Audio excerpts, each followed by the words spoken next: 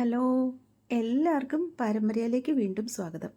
വളരെ പെട്ടെന്ന് തയ്യാറാക്കിയെടുക്കാൻ പറ്റുന്ന ഒരു സിമ്പിളായിട്ടുള്ള ഒരു സ്പോഞ്ച് കേക്കിൻ്റെ റെസിപ്പിയാണ് കേട്ടോ നമ്മളിന്നിവിടെ കാണിക്കാൻ പോകുന്നത്. എല്ലാ കേക്കുകളുടെയും ബേസിക് മെത്തേഡ് ഇതാണ്. നമ്മളിവിടെ എക്സ്ട്രാ ഇൻഗ്രീഡിയൻസ് ഒന്നും ചേർക്കുന്നില്ല, എക്സ്ട്രാ ആയിട്ട് നമ്മളൊന്നും ഡെക്കറേറ്റ് ചെയ്യുന്നില്ല. വളരെ പെട്ടെന്ന് പ്ലെയിനായിട്ട് തയ്യാറാക്കി എടുക്കാൻ പറ്റുന്ന ഒരു സ്പോഞ്ച് കേക്കാണ്. വളരെ നല്ല സോഫ്റ്റാണ്, നല്ല ടേസ്റ്റായിട്ടും നല്ല മണമായിട്ടും ഒക്കെ പെട്ടെന്ന് നമുക്ക് തയ്യാറാക്കി എടുക്കാൻ പറ്റും.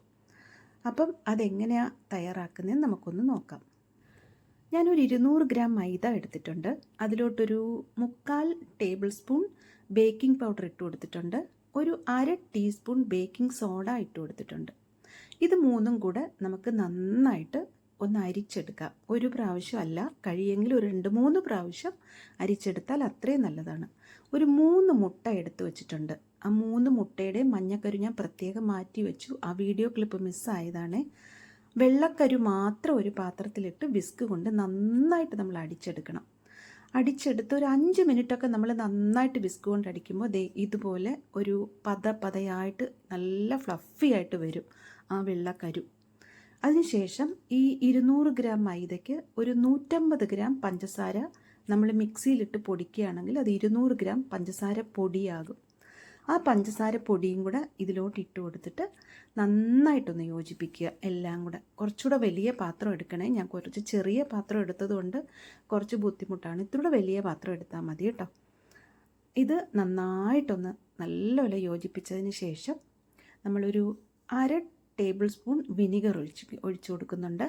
പിന്നെ നമ്മൾ ആ മാറ്റി വെച്ചിരുന്ന 3 മുട്ടയുടെ മഞ്ഞക്കരുവും ചേർത്ത് നന്നായിട്ടൊന്ന് അടിച്ചെടുത്തിട്ട് അതും കൂടെ ഇതിലോട്ടൊന്ന് ഒഴിച്ചു കൊടുക്കുക. ഒഴിച്ചു കൊടുത്തിട്ട് ഇതെല്ലാം കൂടെ ചേർത്ത് വീണ്ടും വിസ്ക് വെച്ച് നന്നായിട്ടൊന്ന് മിക്സ് ചെയ്യുക. ഈ ഒരു സമയത്ത് നിങ്ങളുടെ കയ്യിൽ ഏതെങ്കിലും എസൻസ് ഉണ്ടെങ്കിൽ, പൈനാപ്പിൾ എസൻസോ വാനില എസൻസോ ഏതെങ്കിലും ഉണ്ടെങ്കിൽ ഒരു 2-3 ഡ്രോപ്പ് ഇതിനകത്തോട്ട് ഒഴിച്ചു കൊടുക്കാം. നല്ലൊരു മണം കിട്ടും. ഞാൻ പക്ഷേ അത് ഇവിടെ ഒഴിച്ചു കൊടുത്തിട്ടില്ല, കാരണം എൻ്റെ കയ്യിൽ ഇപ്പോൾ എസൻസ് തീർന്നിരിക്കുകയായിരുന്നു. അതാണ് ഞാൻ ഒഴിക്കാതിരുന്നത്. പിന്നെ 200 ഗ്രാം മൈദയ്ക്ക് ഒരു 150 ഗ്രാം കുക്കിംഗ് ഓയിലും കൂടെ ചേർത്ത് വീണ്ടും നന്നായിട്ടത് ഇളക്കി യോജിപ്പിക്കുക. കുക്കിംഗ് ഓയിലിന് പകരം നിങ്ങളുടെ കയ്യിൽ ബട്ടറാണ് ഉള്ളതെങ്കിൽ അത് ഏറ്റവും നല്ലതാണ്. നല്ലൊരു ഫ്ലേവറാണ് അതിന് കിട്ടുന്നത്.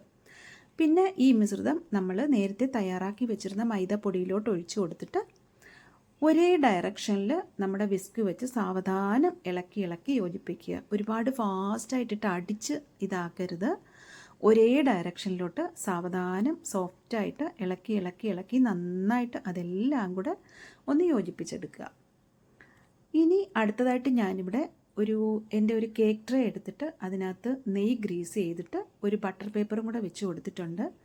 ഇതിലോട്ട് ആ മാവ് ഒഴിച്ചു കൊടുത്തതിന് ശേഷം ഒന്ന് ടാപ്പ് ചെയ്ത് കൊടുക്കുക.